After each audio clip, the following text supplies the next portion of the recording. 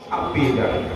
তুমি যদি কোথাও প্রসাদ দেওয়া হয় তাহলে প্রথম মধ্যাহ্নে যদি প্রসাদ দেওয়া হয় তাহলে প্রথমে দেওয়া হয় শাক, তারপরে দেওয়া হয় শুক্তা, আর সবার শেষে এসে যেটা দেওয়া হয় সেটা হচ্ছে পরমান্ন।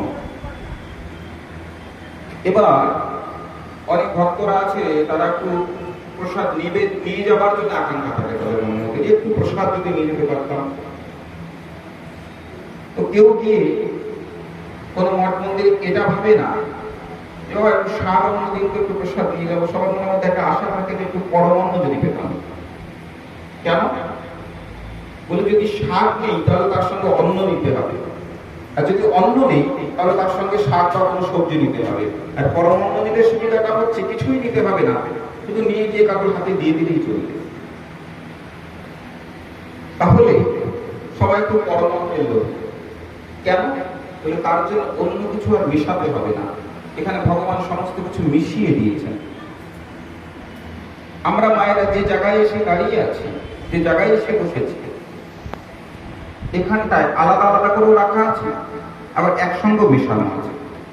কিন্তু কোনটা একসঙ্গে মেশানো আছে আর কোনটা আলাদা আলাদা করে মেশানো আছে সেটাকে আমরা কোনো সময় অনুভব করতে পারি। তার জন্য আমাদের মনের মধ্যে ভাবনা জন্মেছে যে না, আমরা কি করব, আমরা কি নাম করব, নাকি আমরা ঘরে বসে ভোজন করব। আবার অনেকে বিধান করেন আমাদেরকেই বলে, বাবা সংসার তো পরম ধর্ম। আমার কথা হচ্ছে মা, আজ পর্যন্ত আমি যতটুকু শাস্ত্রীয় শিক্ষা করেছি গুরু আনুগত্যে বা গুরুদেবের কৃপায়, আজ পর্যন্ত আমি কোথাও পাইনি যে সংসারটা পরম ধর্ম। ধর্ম কোথায় কোথায় রয়েছে, ধর্ম কিভাবে আমাদের কাছে আসে, ধর্মের সঙ্গে আমাদের সম্বন্ধ কতটুকু, ধর্মের সঙ্গে আমাদের যোগাযোগ কতটুকু, এটা আগে জানতে হবে। সবকিছুর সঙ্গে ধর্ম লাগিয়ে দিলে কাজ হবে না। যেমন এখন সবকিছুর সঙ্গে একটা জিনিস লাগিয়ে দেওয়া হয়েছে ইংলিশে,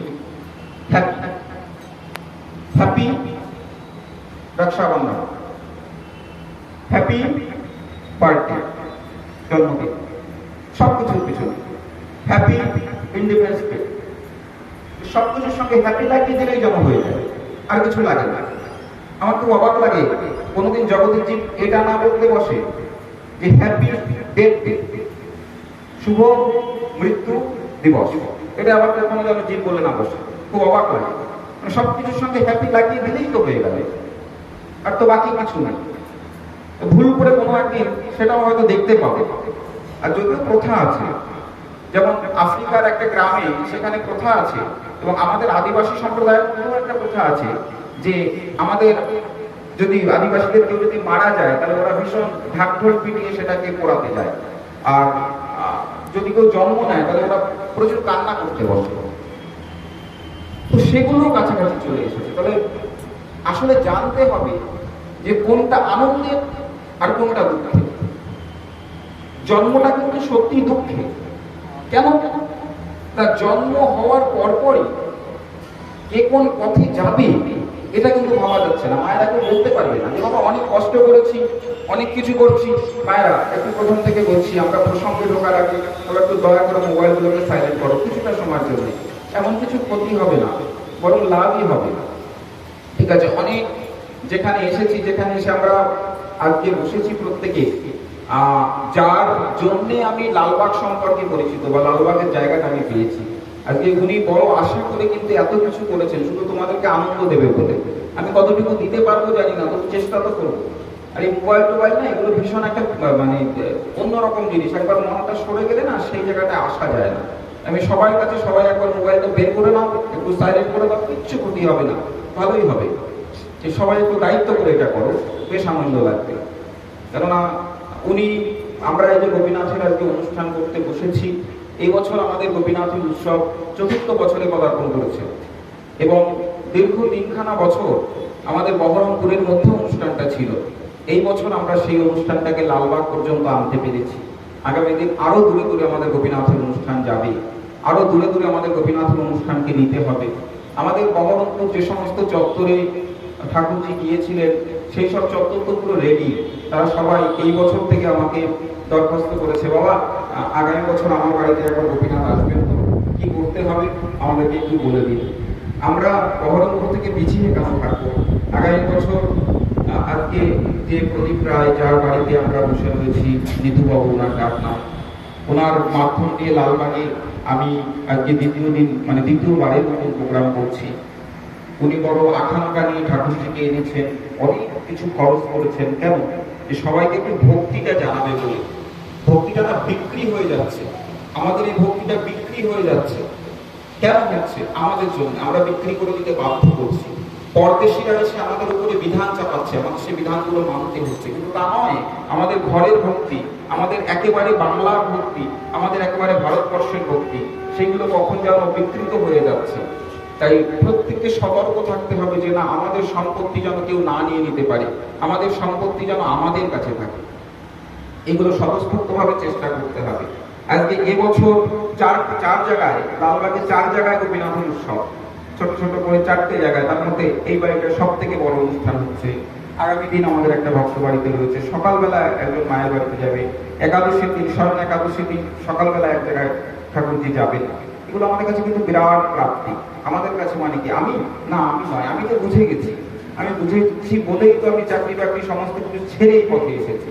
কিন্তু যে সমস্ত ভক্তদের এখনো পর্যন্ত বিশ্বাস অবিশ্বাসের মাঝখানে রয়েছে, যে ধর্ম করলে, ভক্তি করলে কি পাওয়া যায়, এই প্রশ্নটা যদি করা হয় কি পাওয়া যায়, আমি যদি এই মায়েদেরকে প্রশ্ন করি, আমরা কেউ তুলসী মালা ধারণ করেছি, কেউ এখনো করতে পারিনি, কেউ তিলক করেছি, কেউ করতে পারিনি, এগুলো করলে আপনার কি কোনো লাভ হয়? এই লাভ ক্ষতির প্রশ্নের মধ্যে যারা রয়েছে তাদের ক্ষেত্রে বলছি যে ভগবানজির সেবা করলে যে কতখানি লাভ, এর সব থেকে বড় প্রমাণ হচ্ছে আমি, সব থেকে বড় প্রমাণ। কেন? আজকে দেখবে যারা বিবাহ আদি করে সংসারের মধ্যে রয়েছে, তারা কিন্তু ওই সংসারের মধ্যে থেকে, বাপরে আমার একটা কাপড় লাগবে, বাপ এনে দিস তো, আস্তে আস্তে আস্তে আস্তে, তো তারা মা, ছেলে, বৌমা সবার মাঝখানে থেকে এইগুলোর মধ্যে অনেক টালমাটাল হচ্ছে। আচ্ছা দেবোখানে দিচ্ছি না, বয়স হয়ে যাচ্ছে, মাকে বাবাকে সেইভাবে সেবা শুশ্রূষা করবার জন্য ছেলে মেয়ে প্রস্তুত নয়, কোনো কিছু নয়। কিন্তু দেখো আমরা যে জগৎটার মধ্যে রয়েছি, অগণিত ছেলে মেয়ে জন্ম দেওয়া হয়ে গেছে, অগণিত ভক্তমহল তৈরি হয়ে গেছে। আজকে আমি এখানে এসেছি, আমাকে কাপড় দিচ্ছে, এটা দিচ্ছে, আমার তো জমানো কিছু নেই এদের কাছে। কিন্তু কত বড় একটা জায়গা, এত কথা সামনে বসে বললে মুশকিল, খুব মুশকিল। তোমরা সামনে বসে এগুলো করলে খুব কষ্ট লাগে, একটু শান্ত হয়ে বসো। তো এই যে দিচ্ছে, এত এত জিনিস দিচ্ছে, এত কিছু দিচ্ছে, এত সম্মান দিচ্ছে, এত শ্রদ্ধা দিচ্ছে, এত ভক্তি দিচ্ছে, এত ভালোবাসা দিচ্ছে, এত প্রেম দিচ্ছে, পাওনাটা কোথায়? আমি তো কোনো কিছু কারোর কাছে জমিয়ে রেখে যাইনি, কিন্তু এটা ভক্তি জগৎ, এইটা থেকে বিশ্বাসটা নিতে হবে। বা ধর্ম করলে পরে, ভক্তি জগতের মধ্যে প্রবেশ করলে পরে সত্যি কত শ্রদ্ধা, ভক্তি, ভালোবাসা সমস্ত কিছু পাওয়া যায়, এটা কিন্তু সংসারের থেকে পাওয়া যায় না।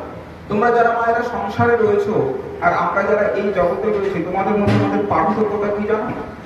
তোমরা যতখানি কষ্টে রয়েছো তার থেকে 100 গুণ বেশি কষ্টে আমরা রয়েছি। আর কেউ করবে, আর কেউ আসবে ধর্ম করার ইচ্ছা আছে কারো? এই কথাটা শোনার পরে আর কারোর ইচ্ছা আছে যে ধর্ম করবো? তোমরা যারা কষ্টে রয়েছো তার থেকে 100 গুণ কষ্টে আমরা রয়েছি, যারা আমরা মঠ মন্দিরে রয়েছি, ভগবানের সেবা করছি। কেন?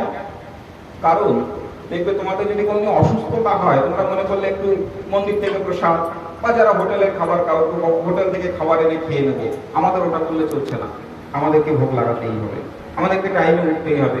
একটু শরীরটা খারাপ, একটু দেরি করে দরজাটা খুলি, তোমরা ভেবে নিতে পারবে, কিন্তু আমাদের টাইমে মন্দিরটা খুলে দিতে হবে, আমাদের টাইমে ভক্তদের সঙ্গে কথা বলতে হবে। আমরা তাহলে কত কষ্টে আমরা রয়েছি। এবার একটা পার্থক্য বলি, তোমরা যতখানি শান্তিতে নেই, আমরা প্রত্যেকে না তার থেকে অনেক বেশি শান্তিতে রয়েছি।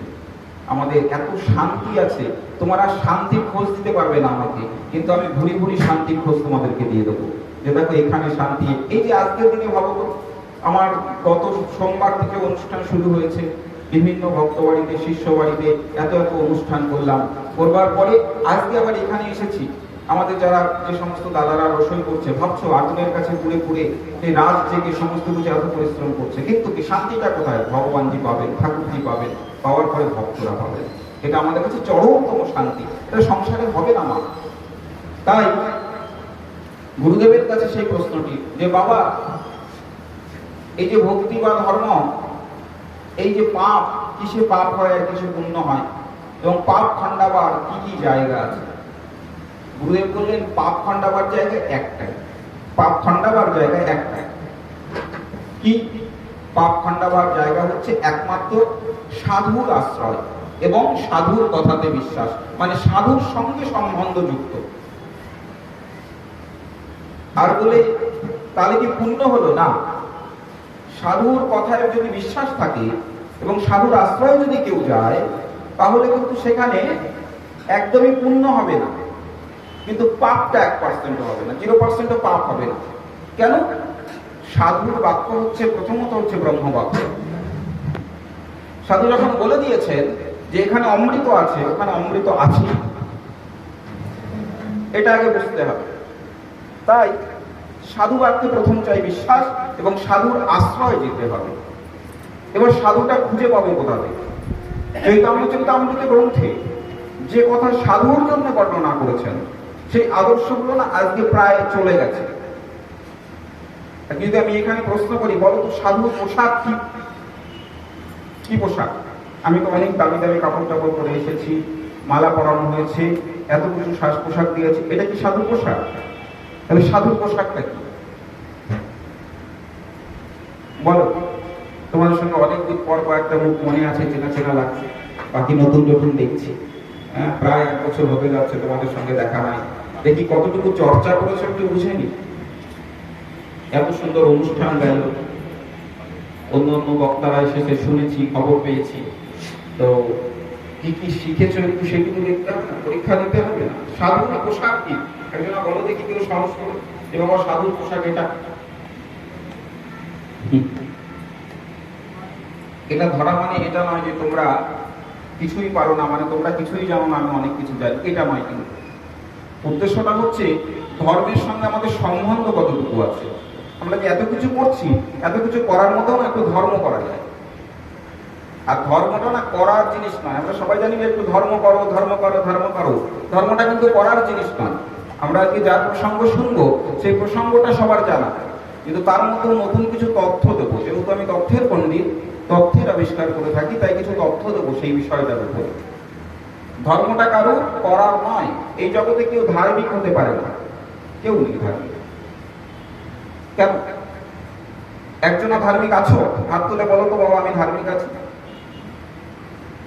কে কে ধার্মিক? একজনও ধার্মিক নয়। কেন? ধার্মিকটা হওয়ার জিনিস নয়। ধর্মের সঙ্গে যেটা আমাদের করার দরকার সেটা হচ্ছে ধর্মকে জয় করার দরকার। ধর্মের জয় ঘোষণা করতে হবে যেন কোনো প্রকারে। এটা কি হয়েছে? ধর্মের জয় হয়েছে আর অধর্মের পরাজয় হয়েছে। যেমন কুরুক্ষেত্রের প্রান্তে দাঁড়িয়ে কি হলো? ধর্মের জয় পাণ্ডবদের পক্ষ, অধর্মের জয় দুর্যোধনের পক্ষ। তাহলে ধর্মকে জয় করাতে হবে। এই যে গোপীনাথের উৎসব বলো, গোপীনাথ মন্দিরে যারা তোমরা মায়েরা যাতায়াত করো, যারা যাতায়াত করো, এখানে কি নিত্য আরতি করা হচ্ছে, আরতি দর্শন করা হচ্ছে, প্রসাদ চরণামৃত পাওয়া হচ্ছে, এগুলো কি ধর্ম করা? না, এগুলো হচ্ছে ধর্মের জয় ঘোষণা করা। এই দেখো আমাদের ধর্মের জয় হচ্ছে কি? ভগবান যে আরতি গ্রহণ করছে, এত বিদ্বেষীদের মধ্যে আমাদের এই স্থানটায় আরতি হচ্ছে, কীর্তন হচ্ছে, নাম হচ্ছে, এই প্রসাদ পাওয়া যাচ্ছে, চরণামৃত পাওয়া যাচ্ছে, এটা হচ্ছে ধর্মের জয়। এর মানে এটা নয় কেউ ধার্মিক হলো। ধার্মিক হতে পারবে না কেউ জগতে। ধার্মিক কে কে ছিলেন? ধার্মিক কে কে ছিলেন? ধার্মিক ছিলেন মাত্র 4 জন, আর কেউ ধার্মিক হতে পারেনি। আর গোটা জগতে এই 4 জনা ঘোষণা করে দিয়েছেন যে আর কেউ ধার্মিক হতে যাও না। ধার্মিক হতে গেলে যে কষ্টগুলো করতে হয় সেই কষ্টগুলো তোমরা করতে পারবে না। তোমরা প্রত্যেকে ধর্মের জয় ঘোষণা করো, বলো ধর্ম রাজ্য কি। এটা আর ধর্মের একটা রাজ্য তৈরি করতে হবে, যে রাজ্যে পদার্পণ করলে অটোমেটিকলি মনের মধ্যে ভক্তির সঞ্চয় হবে। কেউ ভক্ত হতে পারবে। ভক্ত হতে একটু কষ্ট কম। আমরা ভক্ত, আমাদের যাদের গলায় তুলসীর মালা আছে, তিলক করেছি, হরিভজন কিছু না কিছু করি, মন্ত্র স্মরণ করি, গোপীনাথ মন্দিরে যাই, আরতি দর্শন করি, প্রসাদাদি পাই, আমরা ভক্ত, ধার্মিক নয়। ধার্মিক হতে গেলে প্রথম কি করতে হবে? ধর্মান্ধতা একদম ছেড়ে দিতে হবে। পারবো না আমরা ধর্মান্ধতা ছেড়ে দিতে। ধার্মিক কারা হতে পেরেছিলেন? ওই 4 জনের পরে আর কারা হতে পেরেছিলেন? রাধারানীর মাত্র 8 জনা সখী, তারা ধার্মিক হতে পেরেছে। ওই যে মুরলীর ধ্বনি যখনই করে দিয়েছেন সঙ্গে সঙ্গে তারা ঘর ছেড়ে চলে গেছে। আমরা পারছি, হরিনাম হচ্ছে, ভাগবতী কথামৃত হচ্ছে, সমস্ত কিছু হচ্ছে। আমাদের যদি কাপড়টা পরা না থাকে, বলে দাঁড়া বাবু একটু দাঁড়া, যদি আমি একটু কাপড়টা পরে তারপরে আসছি। কিন্তু সখীগণ তা করলেন না। মুরলীর ধ্বনি যখনই কানের মধ্যে প্রবেশ করেছে সঙ্গে সঙ্গে তারা সেই অবস্থায় সেখান থেকে চলে যাচ্ছেন। স্বামী ধরে বসেছে, কোথায় যাচ্ছ? দাঁড়াও, কে তুমি? তোমাকে তো চিনতে পারছি না, আমি তোমার স্বামী। আমাকে তুমি খাবার না দিয়ে, খেতে না দিয়ে, সেবা না করে, কোনো কিছু না করে, সংসারকে আলু খালু করে গুছিয়ে রেখে তুমি কোথায় চলে যাচ্ছ? আমি চলে যাচ্ছি?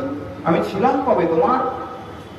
আমি তো কোনোদিন তোমার ছিলাম না, আমি তো কোনোদিন তোমার নয়। তুমি কার? আমি যার সে মুরলীর ধ্বনি করে দিয়েছেন, আর আমি তার পেছন পেছন ছুটে যাব।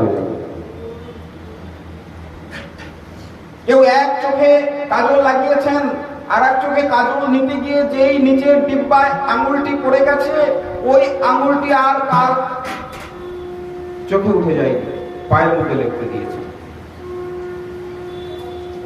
পায়ের মধ্যে লিখতে দিয়েছে। কেউ এক চরণে আলতা পরে নিয়েছেন, আর এক চরণে আলতা পড়তে যাবে, সঙ্গে সঙ্গে চোখটা বন্ধ করে দেখছেন যে যার মুরলীর ধ্বনি পাচ্ছি তিনি কে, সত্যি কি তিনি বাজাচ্ছেন? চোখের মধ্যে আলতা লেগে গেছে। ধার্মিক রাধারানীর 8 জনা সখী ধার্মিক হতে পেরেছে। কেন হতে পেরেছে?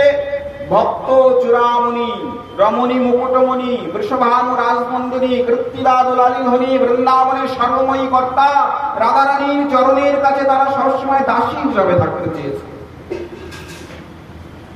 নিজেদের সংসার সুখ বাসনা সমস্ত কিছুকে বিসর্জন দিয়ে, নিজেদের সমস্ত কিছুকে একেবারে জলাঞ্জলি দিয়ে রাধারানীর কাছে গিয়ে পড়ে থেকেছে, রাধে তুই শ্যাম গুণ কীর্তন করবি, আর আমরা সেই রাধা শ্যাম গুণ কীর্তন শ্রবণ করব। রাধারানী তো শ্যাম সুন্দর ছাড়া আন ভাবেন না, রাধারানী তো শ্যাম ছাড়া অন্য কিছু ভাবার চিন্তা ভাবনা করেন না। তোরা আমার সঙ্গে শ্যাম গুণগান শুনবি না, তুই শ্যামের গুণ বর্ণনা করবি, আর আমরা তোর মাধ্যম দিয়ে রাধা শ্যাম গুণগান শ্রবণ করব। কেন? রাধারানী তো নিজে কৃষ্ণের পাশে দাঁড়িয়ে যেতে পারেন না, তিনি তো অন্যের ঘরের বধূ। তার তো সংসারের মধ্যে জটিলা কটিলা রয়েছে। কে কে জটিলা কটিলা? শাশুড়ি ননদী। হ্যাঁ, আমাদের জীবনে প্রত্যেকটা মুহূর্তে জটিলা কটিলা বর্তমান। আমাদের জীবনের জটিলতাগুলো হচ্ছে জটিলা, আর আমাদের হৃদয়ের কুটিলতাগুলো হচ্ছে কুটিলা। যারা সর্বদা আমাদের কাছে বিচারণ করে বেড়াচ্ছে, যারা সর্বদা আমাদেরকে ভক্তি থেকে ভ্রষ্ট করে দিচ্ছে, যারা সর্বদা আমাদেরকে বলতে চাইছে ওরে কৃষ্ণ ভজন তোদের হচ্ছে না।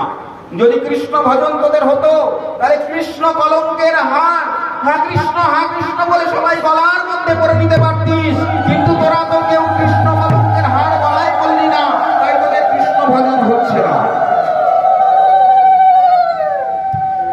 ওই যে রাধারানী কৃষ্ণ ভজন করে দেখিয়ে দিয়েছেন, সমস্ত দিনটা সে কৃষ্ণ কলঙ্কের হার করে দিয়েছেন। কোথায় যাচ্ছে? ওই যে কৃষ্ণ কলঙ্কের হার ভালো করে গলায় করে সেজে নিয়েছে। গোবিন্দর কাছে যাচ্ছেন, কাছে গিয়ে দেখছেন রাধারানীর মুখটা বড় মলিন হয়ে রয়েছে। রাধে, তোমার মুখ যদি মলিন হয়ে থাকে তাহলে তো জগতের দিকে আমি চাইতে পারবো না। আমি তো জগতের দিকে কখনো চাই না রাধে, আমি তো শুধু তোমার মধ্যে জগৎকে দেখি।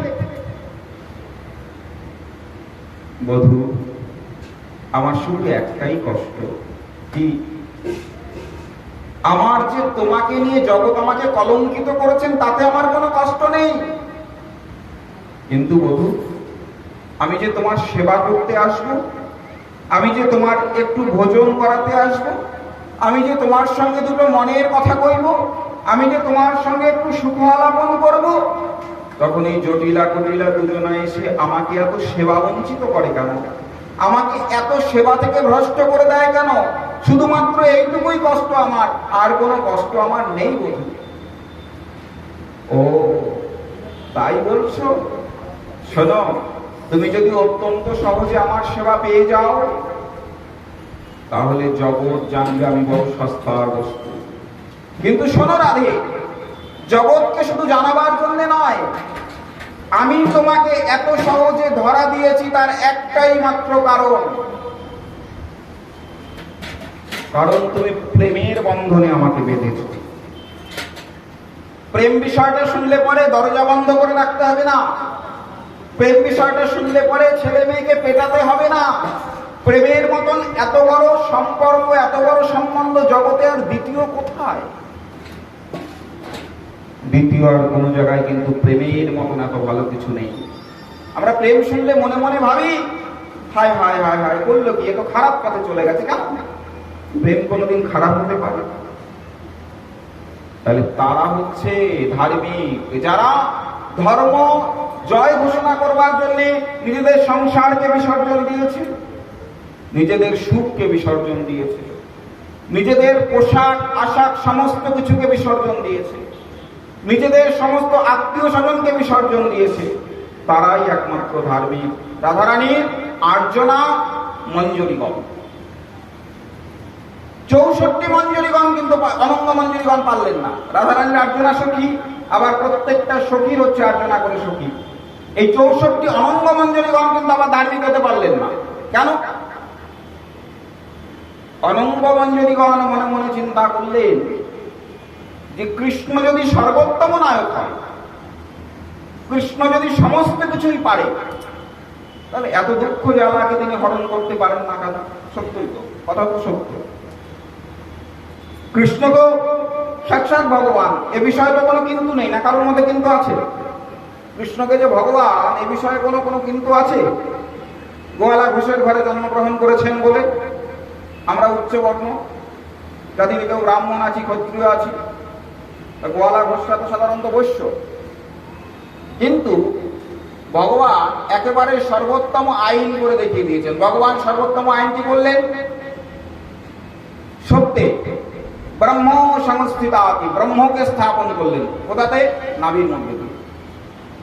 ত্রেতাতে বললেন না, ত্রেতাতে এবার যেতে হবে আমাকে ক্ষত্রিয় হয়ে, ক্ষত্রিয়ের ঘরে যেতে হবে। রাম অবতার হয়ে আসলেন, যুদ্ধ বিগ্রহ। তারপরে বললেন না, আমাকে বৈশ্যের ঘরে যেতে হবে। আবার কলিকালে ভগবান তো শূদ্র হতে পারবেন না। কেন হতে পারবেন না? তার কোনো কারণ আছে না। ভগবান শূদ্র আচরণ পালন করেছেন। কখন? ভগবানের যে 10টি অবতার, 10টি অবতারের মধ্যে যে অবতারটি রয়েছে না, বরাহ অবতার, এই বরাহ অবতারটি হচ্ছে ভগবানের শূদ্রা অবতার। বরাহ অবতারটা হচ্ছে ভগবানের শূদ্রা অবতার। সেই জন্যে মনুষ্য রূপে ভগবান শূদ্র ঘরে আসতে পারবেন না। ভগবানকে ব্রাহ্মণ, ক্ষত্রিয় এবং বৈশ্যের ঘরেই আসতে হবে। তারপরে আসলেন আবার ব্রাহ্মণের ঘরে, জগন্নাথ মিশ্রের ঘরে। তাহলে এই যে ভগবান আসলেন, কৃষ্ণস্থ ভগবান, তাহলে কৃষ্ণ যদি ভগবান হন, তাহলে কৃষ্ণ কেন আমাদের দুঃখগুলোকে হরণ করে নিতে পারে না? ভগবান কোনোদিন কারোর দুঃখকে হরণ করবেন না। দুঃখ যদি হরণ হয়, তাহলে দুঃখের জায়গায় কি দিতে হবে? সুখ। সুখটা হচ্ছে অনিত্য বস্তু। আর যেহেতু ভগবান নিত্য বস্তু, যেহেতু ভগবান নিত্য বস্তু, আমাদের অস্তিত্ব কত সময়? একটা কাল পর্যন্ত, যুগকাল পর্যন্ত। একটা সময় না একটা সময় আমাদেরকে মরতেই হবে, যে যত বড়ই হোক না কেন। মনুষ্য দেহ যখন আমরা ধারণ করেছি, তাহলে আমাদেরকে মরতেই হবে। তাই ভগবান দেখলেন যে আমি কারোর সুখ হরণ করব না, দুঃখ হরণ করব না। দুঃখ হরণ করলেই সুখ দিতে হবে, আর সুখটা হচ্ছে অনিত্য বস্তু। ভগবান নিত্য বস্তু হয়ে কাউকে অনিত্য বস্তু দান করতে পারেন না। তার জন্যে ভগবান বললেন, কারোর জীবনে যদি অশান্তি থাকে, আমি অশান্তির জায়গায় শান্তি দিতে পারবো। কেন? শান্তি কিন্তু আমার নিত্য বস্তু। ভালো করে বুঝে নাও, শান্তিটা হচ্ছে নিত্য বস্তু, অশান্তিটা হচ্ছে অনিত্য বস্তু। তাহলে আমরা কখন কখন সুখের কামনা করি আর কখন কখন শান্তির কামনা করি, এটা ভেবে নিতে হবে। হে ভগবান সুখ দাও, এই কথাটা কত সময় বলে জীব? কত সময়? মোটামুটি যদি আমরা জগতের বয়স হিসাব করি তাহলে 40 থেকে 50 বছর বয়স পর্যন্ত সবাই শুভ কামনা করে, ভগবান সুখ দাও, সুখের কামনা করছে। আর ঠিক 51-তে যখন পদার্পণ করলো, যখন থেকে নামকরণ হয়ে গেল, বৃদ্ধ ঠাকুমা দিদিমা বলতে শুরু করে গেল, দাদু বলতে শুরু করে দিল, তখন থেকে ভগবানের কাছে গিয়ে চাওয়া হয়, ভগবান শান্তি দাও। শান্তির কামনা কখন করে? তাহলে কেউ যদি এই প্রথম দিকটা শান্তি, এবার শান্তির কি কি শান্তি সূত্র না জানো তো শান্তি বুঝতে পারবো না। শান্তি তো চাইলাম, ভগবান এক গুচ্ছ শান্তি দিল, ধরে দিলাম এক ঝুড়ি শান্তি এনে দিয়ে গেল, কিন্তু সেই শান্তিটা ভোগ করব কেমন করে? ভোগ করার বিষয়টা তো জানতে হবে। মা যশোদার কাছে শান্তি ছিল, নন্দ বাবার কাছে শান্তি ছিল, রাধারানীর কাছে শান্তি ছিল। তাহলে শান্তি যে আমার কাছে আছে এটা বুঝতে পারবো কিভাবে? এটা বুঝতে পারবো যদি আমার মধ্যে দুঃখ বেশি থাকে। যার মধ্যে দুঃখ বেশি তার কাছে শান্তি বেশি। ভিখারির কাছে কিন্তু শান্তি আছে, কেন? চুরি হবার ভয় নাই। যার চুরি হবার ভয় আছে, যার হরণ করবার ভয় আছে, তার কাছে আছে সুখ আর দুঃখ মিলিয়ে গুছিয়ে। টাকা পেলে সুখ, টাকা না পেলে দুঃখ। একটু ধন রত্ন ঐশ্বর্য হলে সুখ, না হলে দুঃখ। একটু কাপড় চোপড় হলে সুখ, না হলে দুঃখ। কিন্তু শান্তিটা কি বস্তু? শান্তিটা হচ্ছে, ভগবান বলছেন কাপড় নেই কিন্তু তথাপি তার মধ্যে হরিনাম আছে, হরিচিন্তন আছে। খেতে পাচ্ছে না মা, খেতে পাচ্ছে না, কষ্ট করে খাদ্য দিচ্ছে কাকে? পুত্রকে। তুই বাপ এই খাওয়া দাওয়া করে একটু পড়াশোনা কর। জোগাড় করতে মা বাবার একেবারে হাল খারাপ হয়ে যাচ্ছে। ছেলে মাধ্যমিক পরীক্ষায় প্রথম স্থান পেল, ডিস্ট্রিক্ট র্যাঙ্ক করলো, কি স্টেট র্যাঙ্ক করলো, বা অল ইন্ডিয়ার মধ্যে সে ফার্স্ট হলো। তখন মা বাবা কাঁদছে। কেন? দুঃখে কাঁদছে না, শান্তিতে কাঁদছে। এই তোমার ছেলে তো ডিস্ট্রিক্ট র্যাঙ্ক করেছে, স্টেট র্যাঙ্ক করেছে, অল ইন্ডিয়ায় সে ফার্স্ট হয়েছে, তুমি কাঁদছো কেন? কাঁদছি শান্তিতে, আনন্দে কাঁদছি। দুটো কান্না, একটা দুঃখের কান্না, একটা আনন্দের কান্না। আনন্দে আবার কেউ কাঁদে না কি গো? এ কেমন লোক গো তোমরা? হ্যাঁ, আনন্দে কাঁদছি কেন জানো? আমার ছেলেটাকে আমি এক মুঠো ভালো করে খেতে দিতে পারি না, আমার ছেলেটাকে কোনোদিন আমি একটু ভালো জামা কাপড় দিতে পারিনি, আমার ছেলেটাকে কোনোদিন আমি একটু টিফিনের পয়সা দিতে পারিনি। হ্যাঁ, তো তাতে কি হয়েছে? তোমার ছেলেকে প্রথম হয়েছে, ওটাই তো আমার শান্তি, যে আমি কিছুই পারলাম না, কিন্তু আমি ভগবানের উপরে ছেড়ে দিয়েছিলাম আর ওকে বলেছিলাম, বাবারে ভগবানের উপরে বিশ্বাস রাখ। ও সেদিন থেকে গোপীনাথ মন্দিরে গিয়ে প্রণাম করে বলে, হে গোপীনাথ, আমার বাবা মা বলেছে তোমার উপরে বিশ্বাস রাখতে, সে খেতে দিতে পারে না, পড়তে দিতে পারে না, কিন্তু আমি যেন তাকে এক বিন্দু শান্তি দিতে পারি। সে গোপীনাথ মন্দিরের কাছে গিয়ে প্রতিদিন কামনা করে। আজকে ঘরের মধ্যে এসে মা বাবার চরণ দুখানাকে জড়িয়ে ধরে বলছে, মা গো বলো জয় গোপীনাথ, জয় রাধা গোপীনাথ, এই দেখো তোমাকে শান্তি উপহার দিলাম। শান্তি আর সুখ, সুখ কি? সুগন্ধের আসে পলাশ শুকিলাম, নাসায় বসিল কীট। আশা ছিল এই ফুলটায় গন্ধ আছে, যখনই ফুলটা শুকে নিলাম তখন নাকের মধ্যে কতগুলো পোকা ঢুকে গেল। কি গো, গন্ধ পেয়েছো? দূর গন্ধ পেয়েছো। হাঁচি দিতে দিতে প্রাণ চলে যাচ্ছে, প্রাণ সংকট, প্রাণ সংকট, সংকটময় জায়গায় দাঁড়িয়ে গেছে। বাঁচবো না আমি আর। কেন? বলে এমন ভাবে টান দিয়েছি, একেবারে নাক হয়ে মস্তিষ্ক হয়ে একেবারে বুকের কাছে এসে গলায় এসে কামড়ে ধরেছে, আটকে ধরেছে। কেন? আশা ছিল সুগন্ধ আছে। কে লিখলেন? লোচন দাস ঠাকুর মহাশয়।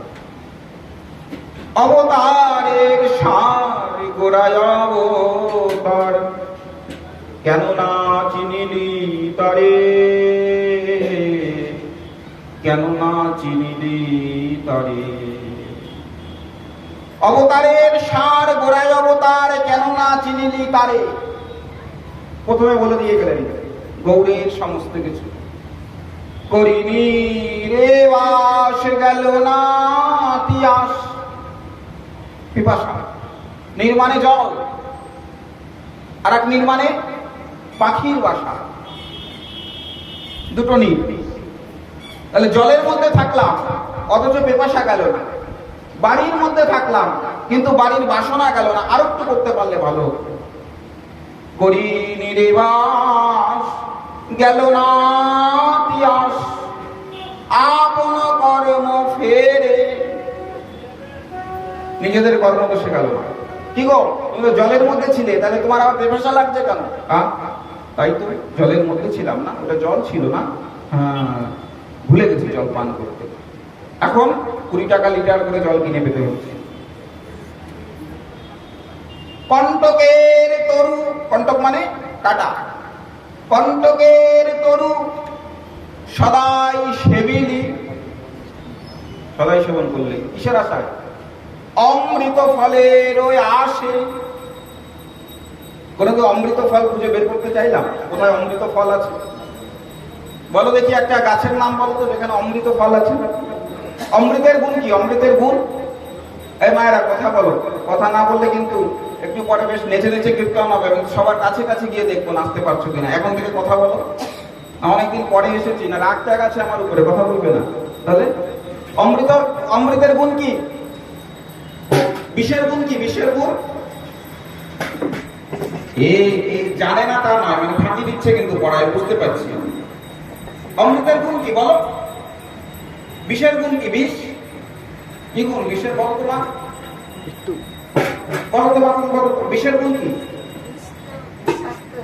হ্যাঁ, কি করবে? প্রাণটাকে কেড়ে নেবে। বিষের গুণ হচ্ছে প্রাণটাকে কেড়ে নেওয়া, আর অমৃতের গুণ এটার বিপরীত কি? তাহলে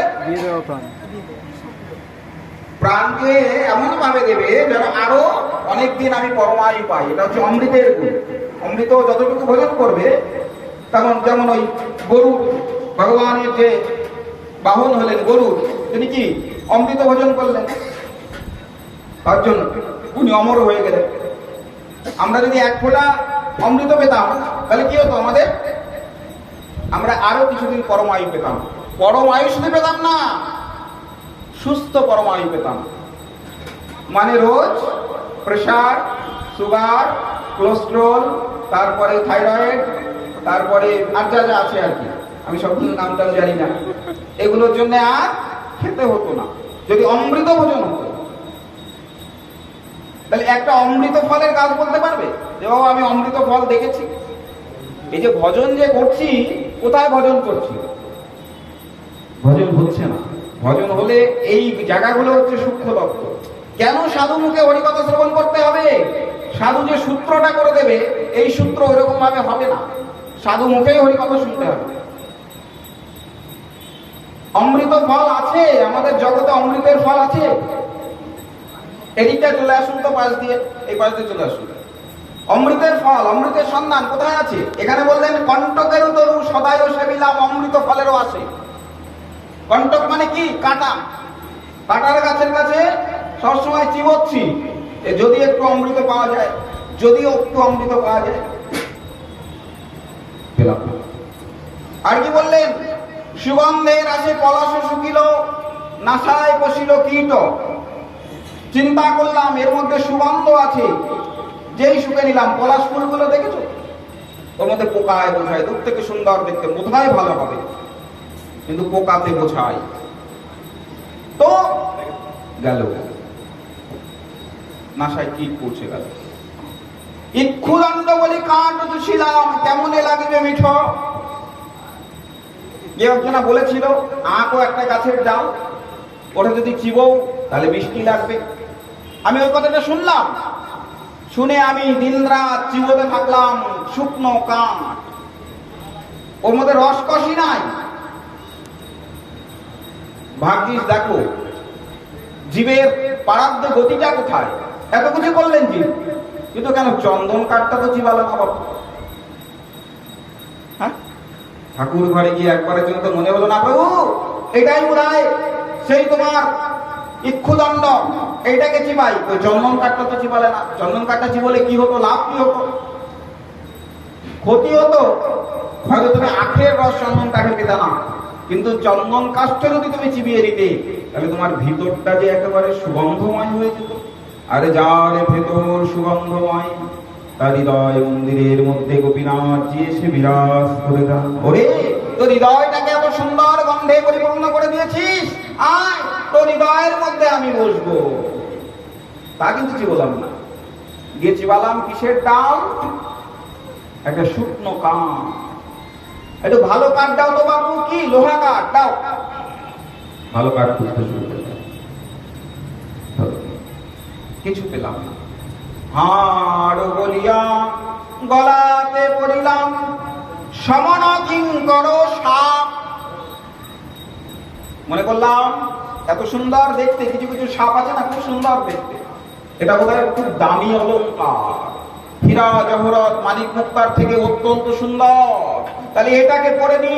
আর কি হলো, সমন কিঙ্কর, ও একেবারে ধরার সঙ্গে সঙ্গে আর ছাড়বে না, একেবারে গলায় দিয়ে দিলেন। ওই যে আর একবার গলাতে যখন বিষ ঢেলে দিলেন, তখন গলার বিষ একজনই রক্ষা করতে পারেন, তিনি হলেন ভোলেনাথ, ভোলে বাবা। আমাদের কাছে তো ভোলে বাবার কোনো কৃপা নাই, তাই ওই বিষের জ্বালা আমরা সইতে পারবো না। যারা শিব নিন্দা করে তাদের মুখে হরি কথা, নরকের রাস্তা তৈরি করা। যারা শিব নিন্দা করে, যারা দেবাদেবী নিন্দা করে, তাদের মুখে হরি কথা শ্রবণ করলে নরকের রাস্তা তৈরি করা হবে। দেবাদেবী নিন্দা করা যাবে না। কেন? ভগবান কৃপা করে লক্ষ্মীকে চালের দায়িত্ব দিয়েছে, ঐশ্বর্যের দায়িত্ব দিয়েছে। সরস্বতীকে কৃপা করে বিদ্যার মন্ত্রী করেছে, কুবেরকে ধনমন্ত্রী করেছে, কার্তিককে দেবসৈনিক করেছে, দেবাদিদেব ইন্দ্রকে রাজা বানিয়ে দিয়েছে। আমরা কোথাকার কে হে যে আমরা তাদের নিন্দা করে শুধুমাত্র কৃষ্ণ ভালোবাসি বলে জগৎ থেকে করে যাব? ওসব ভেজাল রাস্তা বন্ধ করো, ওসব করে লাভ হবে না। তুমি কি ভগবানের থেকে বড় বিচারক নাকি? তাহলে বলে বাবা গীতায় বলেছেন যে আমি সব, বলেননি গীতায়? এখন পরিষ্কার করে বলেছেন আমি সব। কখন বলেছেন ভগবান? কখন বলেছেন গীতায়? ধরে নাও, আমি একটা ছোট্ট উদাহরণ বলে দিচ্ছি। গত মঙ্গলবার আমার একজন ভক্তর বাড়ি, যে ভক্তের বাড়িতে গোপীনাথের উৎসব ছিল, রাতের বেলা একজন মা এসে আমাকে প্রশ্ন করলো, বাবা আপনার সঙ্গে আমার একটু কথা আছে, বলো। তা বললো আমি তো আজকে মা কি জানো, এই মঙ্গলবার শনিবারে বিপত্তারিণী, মা বিপত্তারিণীর পুজো করেছি, ব্রত করেছি, তা আমি কি প্রসাদ পেতে পারবো? এই জায়গাটা আমি করতাম, এখানে আমি করতাম। তখন আমি বললাম যে মাগো তুমি বিপত্তারিণী করেছো, বিপদনাশিনী ব্রত করেছো, কোনো অসুবিধা নাই, তুমি ভগবানের প্রসাদ গ্রহণ করো।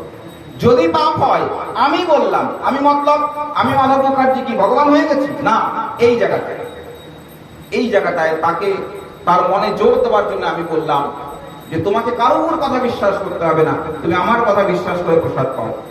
আজকে বিকাল বেলায় আসার সময় একটা কথার জন্য তাকে ফোন করেছিলাম, আল্লাহ মা রবিবার দিনকে আসবে, গোপীনাথকে স্নান করাতে হবে, অভিষেক করাতে হবে, তোমরা কিন্তু এসো। আমি বললাম হ্যাঁ গো, হঠাৎ করে মনে পড়েছে তোমার যে ব্রতটা ছিল আর প্রসাদ গ্রহণ করেছিলে, তোমার কোনো বিপদ হয়েছে? না বাবা আমার বিপদ হয়নি, আমার খুব শান্তি লেগেছে। বাহ, কেন লেগেছে? ওই যে বিশ্বাস, ও বিশ্বাস করেছে, বাবা বলে দিয়েছে আর কোনো ভয় নাই।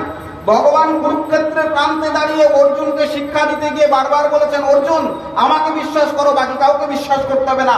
তখন ভগবান সাক্ষাৎ দাঁড়ানো, তোমার কাউকে বিশ্বাস করতে হবে না। প্রভু আমি মানতে পারছি না, দেখে নাও আমার মধ্যে সব আছে। ভগবানের মধ্যে সবকিছু আছেন। তিনি একাদশ অধ্যায় বিশ্বরূপ দর্শন যোগে একদম পরিষ্কার করে সব দেখিয়ে দিলেন, এই দেখো অর্জুন আমার মধ্যে সব আছে। কিন্তু তথাপি অর্জুনের যেন হচ্ছে না। পরের অধ্যায়টি ভক্তিযোগ, দ্বাদশ অধ্যায় ভক্তিযোগ, সেখানে তখন ভগবানকে ভক্তি করছেন। প্রভু আপনি বলছেন আপনার কথা স্মরণ রেখে আমি আমার আত্মীয় বর্গ সবাইকে হত্যা করো, ওদেরকে মেরে রেখে দিয়েছি। এই যে আমিত্ব বারবার কখন বলছেন? ভগবান সাক্ষাৎ দাঁড়ানো, তাই ওই সময় বলেছেন। কিন্তু ভগবান যখন অর্জুনের সামনে নয়, তখন সবাইকে মানতে হবে। আর ভগবানকে যদি কেউ ভালোবাসো, তাহলে কেউ বারবার করে ভগবানকে অত বিরক্ত করতে পারো না। চালের জন্য ভগবান, বিদ্যার জন্য ভগবান, ঐশ্বর্যের জন্য ভগবান। যদি কেউ কাউকে ভালোবাসো, তাহলে তাকে অতবার এক কথা বলতে পারবে। তিনি মুরলী শিক্ষা করবার জন্য বৃন্দাবনে দাঁড়িয়ে মুরলী শিক্ষা করবার জন্য সরস্বতী স্তোত্র পাঠ করছেন। ভগবান নিজে, বাগদেবী ভয়ে কাঁপছেন, প্রভু আপনি আমাকে স্মরণ করলেন, এরকম ভাবে করলেন কেন? এই গন্ধপুষ্প আদি দিয়ে কেন করলেন? আপনি তো আমাকে বললেই আমি আপনাকে আপনার কণ্ঠে সুর দিয়ে দিতাম। না সরস্বতী, আমি তোমাকে বিদ্যা তোমার কাছে রেখেছি, গচ্ছিত। আমার যখন দরকার হবে আমি চাইবো, আমি বলবো, নাহলে জগৎ তোমায় চিনবে কি করে? পুজো না করো কোনো ক্ষতি নেই, কিন্তু কাউকে অশ্রদ্ধা করা যাবে না, কারণ নিন্দা করা যাবে না। দেবাদেবী নিন্দুকের মুখ, ভগবান বলছেন নরকের মুখ। ওই মুখে কৃষ্ণ নাম শ্রবণ করলেও নরকে যেতে হবে। আর ভোলেনাথ, আজকে ভোলেনাথ না থাকলে আমাদের জগৎটা পুরো বিষে বিষময় হয়ে যেতেন। সমুদ্র মন্থন কালে দ্বন্দ্ব ঐশ্বর্য সবাই নিয়ে কারাকারি করছেন। দেবতারা বলছেন আমাদের দাও, অসুররা বলছে আমাদের দাও, অমৃত ভান্ডার বলছে আমাদের দাও, আর বিষের ভান্ডারটা নিয়ে গিয়ে ভোলে বাবার কাছে রাখা হলো। এই অসুররা, তোমরা একটু গরলটাও নাও, বিষটাও নাও। না না, ওটা আমাদের জন্য না, ওই অমৃত কলস আমাদের জন্য। দেবতা তোমরা নাও। না প্রভু, আমাদেরকে ওটা দেবেন না। কার কাছে দেওয়া হলো? কার কাছে করা হলো? কিসের করতাল বাজছে কোথায়? পাশের বাড়ি। আচ্ছা, তো কোথায় দেওয়া হলো? বলে বাবা বললেন কারুর কাছে যখন নেই, তাহলে দাও, আমার কাছে দাও। বাবা একেবারে কণ্ঠে ধারণ করলেন, বিষের জ্বালায় ছটফট। ওই বিষটা যদি জগতের মধ্যে ঢেলে দিত মায়েরা, আমাদের অস্তিত্ব আর থাকতো না, আমাদের অস্তিত্ব আর ধরা যেত না।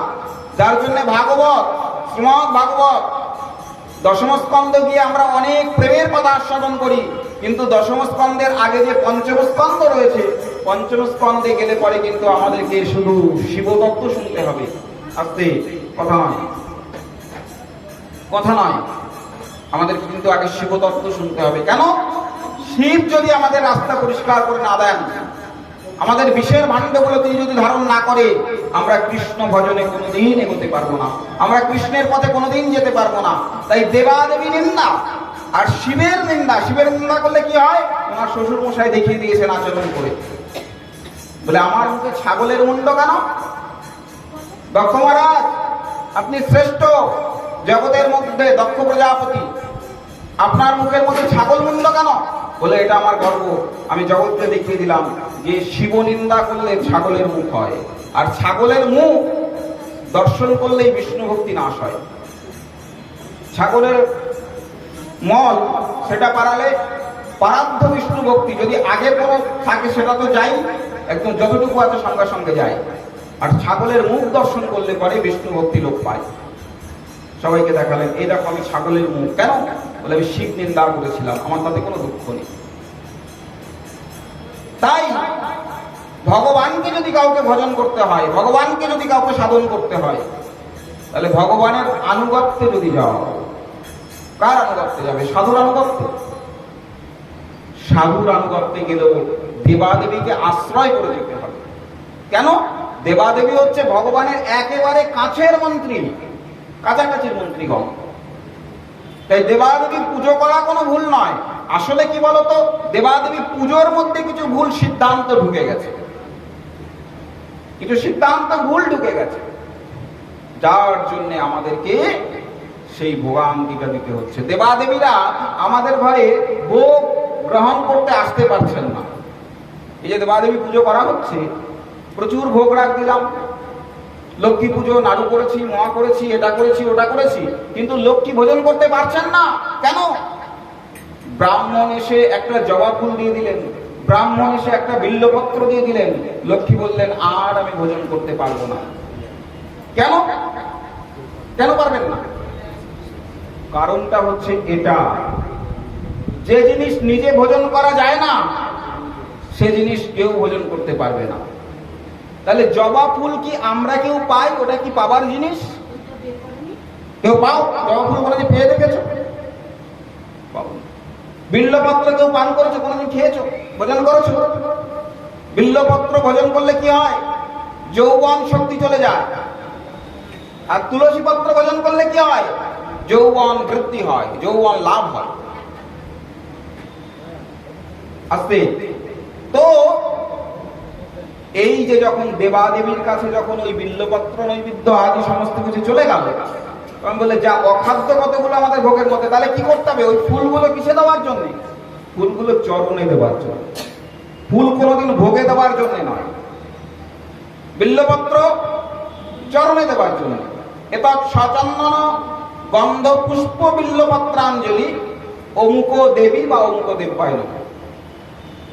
ওই যে চরণের জিনিসটা যদি কোনো সময় ভোগের মধ্যে পড়ে যায়, তাহলে তারা আর ভোজন করতে পারেন না। আর যখন ভোজন করতে পারেন না, সেই ভোজন করলে পরে ভক্তি নাশ হয়। তারা ভোজন করেন নাই, যেটা দেবাদেবী ভোজন করবে সেই রূপ ভাবে যদি তাকে দাও। আমাদের প্রত্যেকটা পুজো অধিপতি দেবতা হচ্ছে বিষ্ণু। তোমরা মন্ত্র, এই মা, এই মা, এই কি কানে শোনে না রে, অত জোরে জোরে কথা বলছো কেন? তুমি এসো, আমি কথা বলি ওখানে গিয়ে। তো এবার এই যে ভোজন করছে বা এই যে ভোজন করাচ্ছে, এগুলো কিন্তু হচ্ছে। তাই দেবাদেবীকে ভোজন করাতে গেলে এই মন্ত্রগুলো তোমাদের কানে যায় কিনা জানি না। একটা বস্তু গন্ধপুষ্পও যদি কোনো দেবীকে দেওয়া হয়, তাহলে বলা হয় এই গন্ধপুষ্পটি আগে পুজো করতে হয়। এতস্মৈ বং গন্ধপুষ্পায় নমঃ, এতস্মৈ বং গন্ধপুষ্পায় নমঃ, এতস্মৈ বং গন্ধপুষ্পায় নমঃ, 3 বার ফুলের পুজো হবে। তারপরে বলছে এতৎ গন্ধপুষ্প, এতৎ অধিপতি দেবতা শ্রী বিষ্ণুয়ে নমঃ, এটার মালিক হচ্ছে শ্রী বিষ্ণু। তারপরে বলছে এতৎ সম্প্রদানায় শ্রীমৎ দক্ষিণা কালিকায়, আমি এটার মালিক অমুক, কিন্তু তাকে স্মরণ করে এটাকে আমি দক্ষিণা কালীকে দিলাম। তখন সেই পুষ্পটি কালী গ্রহণ করবেন। যত যত ব্রাহ্মণগণ আছেন, যদি কেউ পৌরোহিত্য কর্ম করে থাকেন, তাহলে গ্রন্থ নিয়ে আসুক, আমি প্রমাণ দেখিয়ে দেব। যারা বলে কালীর প্রসাদ শিব খায় কিনা, শিবের প্রসাদ কালী খায় কিনা, বিষ্ণুর প্রসাদ কেন কালী খাবে, আমি যদি গ্রন্থে না দেখিয়ে দিতে পারি, আমি পৌরোহিত্য ধর্মই ছেড়ে দেব। আমি চ্যালেঞ্জ করে বলছি, এগুলো গ্রন্থের কানায় কানায় কানায় কানায় লেখা। এগুলো ব্রাহ্মণগণ শাস্ত্রীয় প্রশিক্ষণ নিতে চায় না। আমাদের মধ্যে ভুলের বোঝাই হয়ে যায়। আমরা আস্তে আস্তে আস্তে আস্তে ভক্তি নাশ হয়ে যাচ্ছে, ভক্তি নাশ হয়ে যাচ্ছে। তাই সবার আগে ভক্তিটাকে জাগরিত করতে হবে। কার প্রতি ভক্তি করতে হবে? শ্রদ্ধা কার উপর করতে হবে? সবার উপরে। কিন্তু মালিক মানতে হবে কৃষ্ণকে, মালিক মানতে হবে বিষ্ণুকে, মালিক মানতে হবে গৌরকে। ভক্তি সবাইকে করো, কোনো অসুবিধা নেই। কেননা ভগবান কি বলেছেন? ভগবান বলেছেন অমানিন মানদেন কীর্তনিয়া সদা হরি। অমানিকে মান দিতে বলেছেন চৈতন্য চরিতামৃত পাতায়, অমানিকে মান দিতে বলেছেন। তারপরে কীর্তনিয়া সদা হরি, কীর্তন করলে তাহলে হরিকে সর্বদা পাওয়া যাবে। আর এখানে দেবতা দেবীগণকে তো ভগবান নিজেই মান দিয়েছেন। মান দিয়েছেন বলেই তো আজকে মন্ত্রিসভার সদস্য করে বসিয়ে রেখেছেন। তাহলে তাকে, যাকে মান দিয়েছেন, তাকে আমরা কি করে অবমাননা করব? আজকে আমাদের মধ্যে থেকে ভক্তি শূন্য হৃদয় তৈরি করা হচ্ছে। আমাদের হৃদয়টা হয়ে যাচ্ছে ভক্তি শূন্য, ভক্তি থাকছে না। আমরা ভাবছি আমরা বোধহয় ভক্ত হয়ে গেছি। মাগো, ভক্তের যা সংজ্ঞা দেওয়া হয়েছে তার একটা জানতে চাইলে কেউ বলতে পারছে না। আচ্ছা, যদি কোনো শিক্ষিত ব্যক্তিকে আমরা যদি বলি ও খুব শিক্ষিত, এটা কি করে প্রমাণ পাবো? প্রমাণ পাবার রাস্তাটা কি? কেউ শিক্ষিত কিনা? সার্টিফিকেট, মার্কশিট, এগুলো দেখি। এইগুলোকে নিয়ে তো সঙ্গে সঙ্গে ঘুরছে না। কি করে বুঝতে পারবো সে শিক্ষিত? প্রথমত হচ্ছে তার আচরণ, তার ব্যবহার। এটা হচ্ছে শিক্ষার একটা গুণ। শিক্ষা কি করে? ডিগ্রি দেয়। শিক্ষা অনেক ডিগ্রি দেয়, তাই না? বিএ পাস করলে একটা ডিগ্রি, উচ্চ মাধ্যমিক। মায়েরা, এসে এসে এত কথা বলতে লাগবে না, দয়া করে তোমরা বসে পড়ো। এসেই এত কথা বলা শুরু করো কেন? তুমি শোনার মানসিকতা নিয়ে উপরে উঠে এসো। ডিগ্রি দেয় কি? উচ্চ মাধ্যমিক পাস করলাম, একটা ডিগ্রি হলো। বিএ পাস করলাম, অনার্স কমপ্লিট করলাম, মাস্টার্স করলাম, এমফিল করলাম, পিএইচডি করলাম, ডিগ্রি হয়ে গেল। শিক্ষা কি দেয় আসলে? শিক্ষার কাজটা কি? শিক্ষার কাজটা হচ্ছে, আগে শাস্ত্রে এটা বলা হতো, আগে বিদ্যা লাভ করাতে গেলেই আগে এটাই বলা হতো, বিদ্যা বিনয়ম দাদতি, বিদ্যা বিনয় দান করে। আজকে পড়ানো হয়। আজকে একবারের জন্য ছেলে মেয়েকে জিজ্ঞাসা করতো, অনেক অনেক শিক্ষিত হয়েছে আমরা, বাবা বিদ্যা লাভ করলে কি হয়? ছেলে মেয়ে বলবে, মা বিদ্যা লাভ করলে ওই জ্ঞান হয়। কেউ বলবে বুদ্ধি হয়, কেউ বলবে চাকরি বাকরি পাওয়া যায়। কিন্তু এই শ্লোকটা কোথায় চলে গেল? বিদ্যা বিনয়ম দাদাতি, বিদ্যা বিনয় দান করে। আমার পণ্ডিতজি বলতেন, ওর পেটে 10 পয়সার বিদ্যা নাই। বলে, পণ্ডিতজি ও তো মাস্টার্স কমপ্লিট করেছে, এমএ কমপ্লিট করেছে, বিদ্যা নাই মানে? বলছে 5 পয়সার বিদ্যা নাই, দেখছিস না কোনো বিনয় নাই? বিদ্যা থাকলে তার মধ্যে বিনয় থাকবে, বিনয় থাকতে হবে তার মধ্যে। বিদ্যা বিনয়ম দাদতি। তাহলে মানতে হবে সবাইকে, ভক্তি করতে হবে সবাইকে, শ্রদ্ধা করতে হবে সবাইকে, কিন্তু মালিক মানতে হবে একজনকে, কৃষ্ণ, বিষ্ণু, গৌর।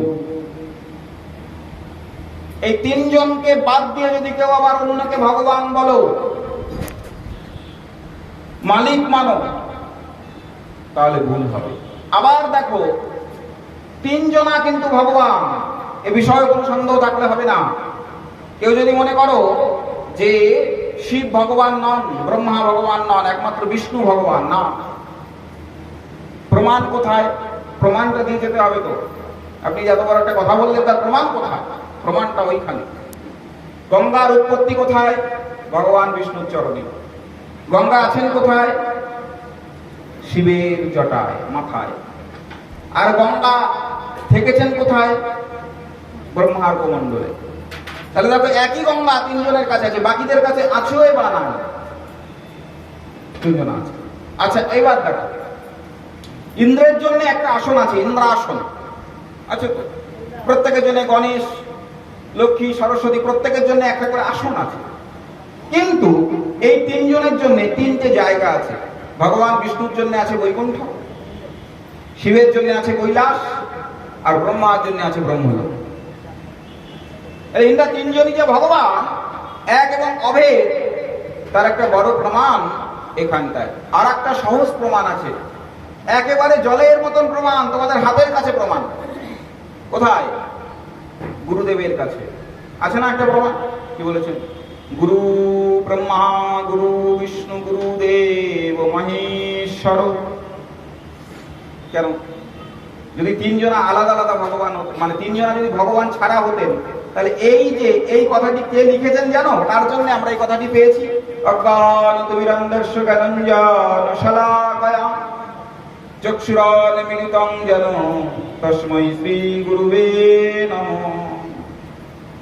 গুরু ব্রহ্মা গুরু বিষ্ণু গুরুদেব মহেশ্বর, গুরু সাক্ষাৎ পরম ব্রহ্ম, তস্मै শ্রী গুরুবে নমঃ। অখণ্ড মণ্ডলকরম ব্যপ্তং যেন চরাচরম তৎপদং দর্শিতং যেন তস্मै শ্রী গুরুবে নমঃ।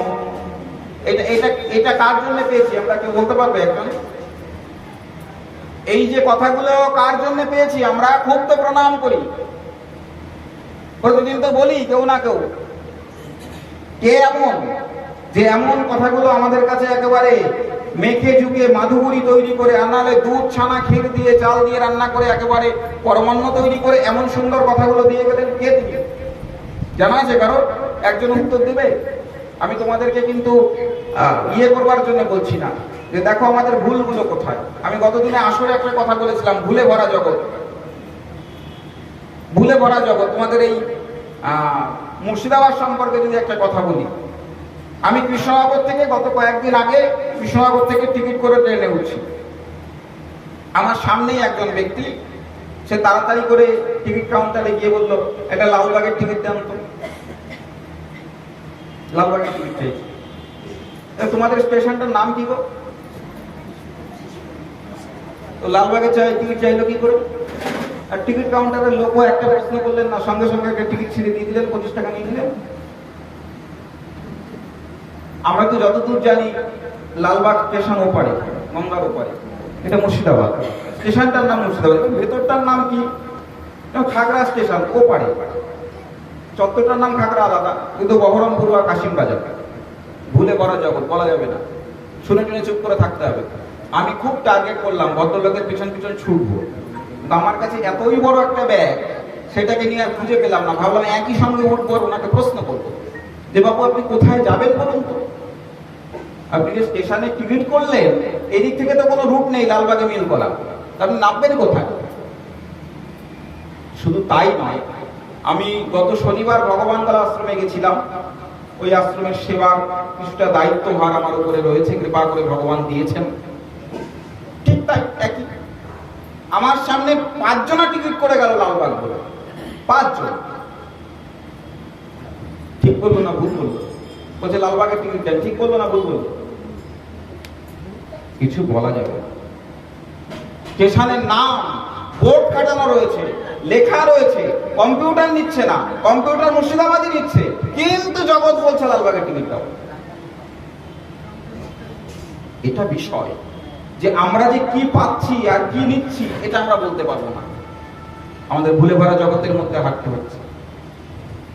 তাহলে এই দেখো, অজ্ঞান তুমি রন্ধস্য, আমি অজ্ঞান আর তুমি সেখানে আমার রন্ধের মধ্যে জ্ঞান দিতে পারো। জ্ঞানঞ্জন শলাকায়া, আমি যদি জ্ঞানী হই, তাহলে সেখানে তুমি আরো কিছু নতুন করে পরিপূর্ণ করে দিতে পারো। তস্मै শ্রী গুরুবে নমঃ, তুমি সেই গুরুদেব।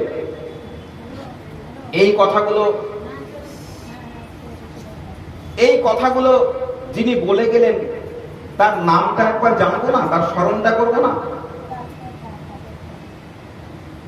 স্মরণটা করতে হয়। কে দিয়ে গেলেন এই কথা? তো কাছের একজন দিয়ে গেলেন। এই মায়েরা, এত ফোন টোনে কথা বললে খুব অসুবিধার ব্যাপার, একটু সামলে কথা বলো তোমরা। যদি প্রসঙ্গ ভালো না লাগে তাহলে বলো, আমি বিশ্রাম দিয়ে অন্য কোনো জায়গায় যাই, অন্য কোনো বিষয়ে যাই। প্রসঙ্গ ভালো লাগলে তো এরকম হওয়া উচিত নয়। তোমরা আস্তে আস্তে এসে, আমি প্রথমে বললাম মোবাইলটাকে সাইলেন্ট করো। এমনি সময় খুব কম, অল্প একটু সময় আসর করতে বসেছি, তার মধ্যে যদি বিরক্ত হয় তা খুব কষ্ট লাগে।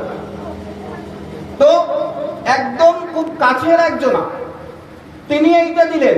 আমি আজকে এই প্রশ্নটা রেখে গেলাম যে এই শ্লোক কটা কে আমাদেরকে দিয়ে গেছে। তোমরা একটু খুঁজে বের করো দেখিনি বাবু। আগামী দিন আবার আমি আসবো, আমি একটু শুনবো, কেউ একটু জানার চেষ্টা করো যে কে এই জিনিস দিয়ে গেলে। তাহলে যিনি লিখেছেন তিনি যদি ভুল লিখতেন, গুরু ব্রহ্মা গুরু বিষ্ণু গুরুদেব মহেশ্বর, তাহলে পরে কিন্তু আমরা তখনই প্রতিবাদ পেতাম। কেন?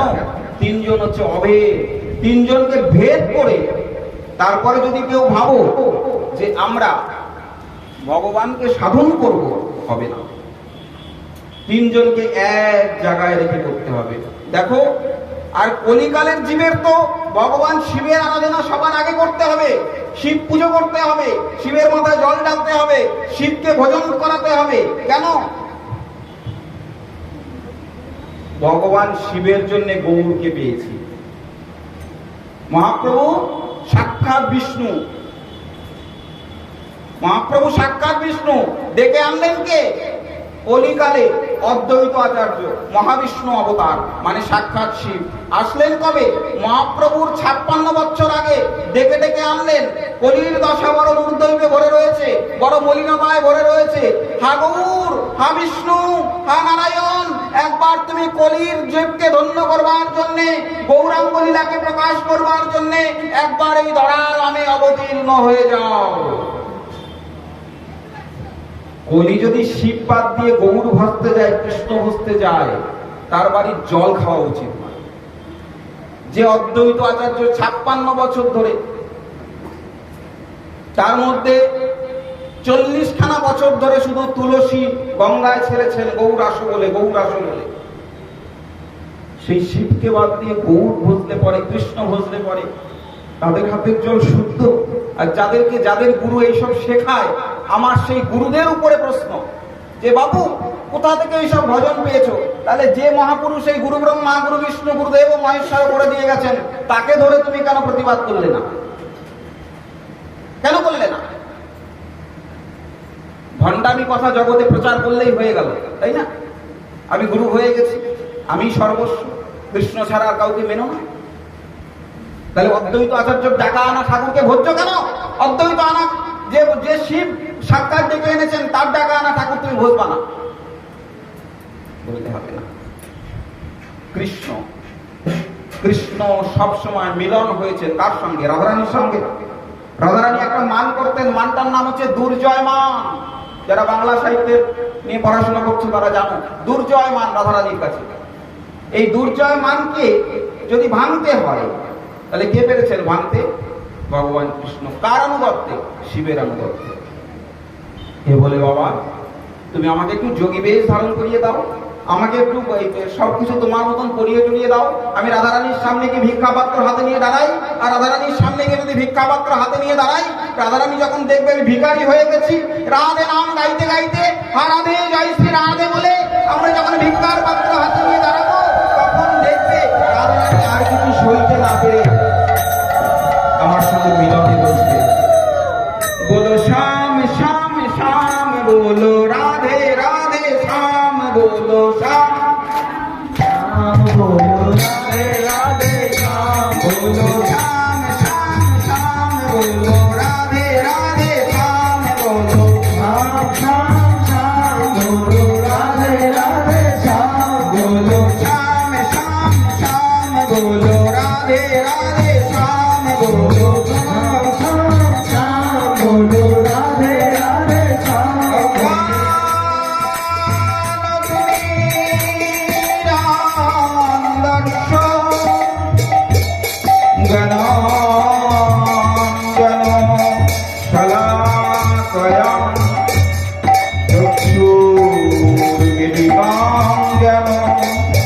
तस्मै श्री गुरुवे नमः। बोलो श्याम श्याम श्याम, बोलो राधे राधे श्याम, बोलो श्याम श्याम श्याम, बोलो राधे राधे श्याम, बोलो श्याम श्याम श्याम, बोलो राधे राधे श्याम, बोलो श्याम श्याम श्याम, बोलो राधे राधे श्याम, बोलो श्याम श्याम श्याम, बोलो राधे राधे श्याम,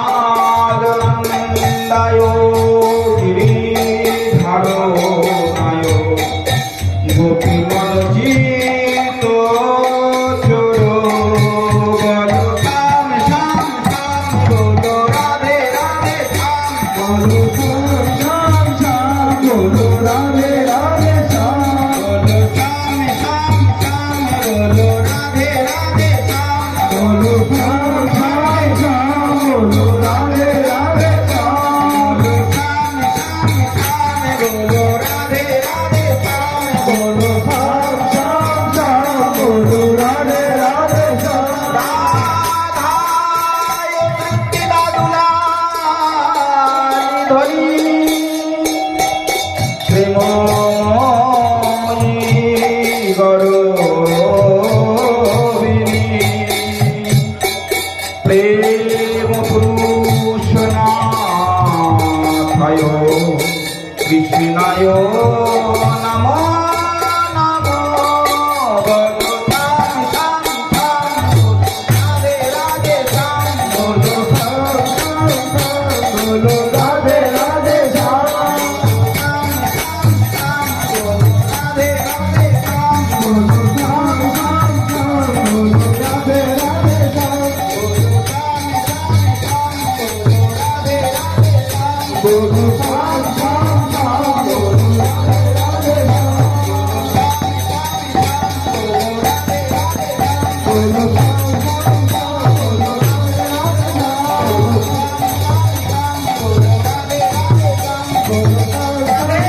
बोलो राधे राधे श्याम बोलो श्याम श्याम श्याम बोलो राधे राधे श्याम बोलो श्याम श्याम श्याम बोलो राधे राधे श्याम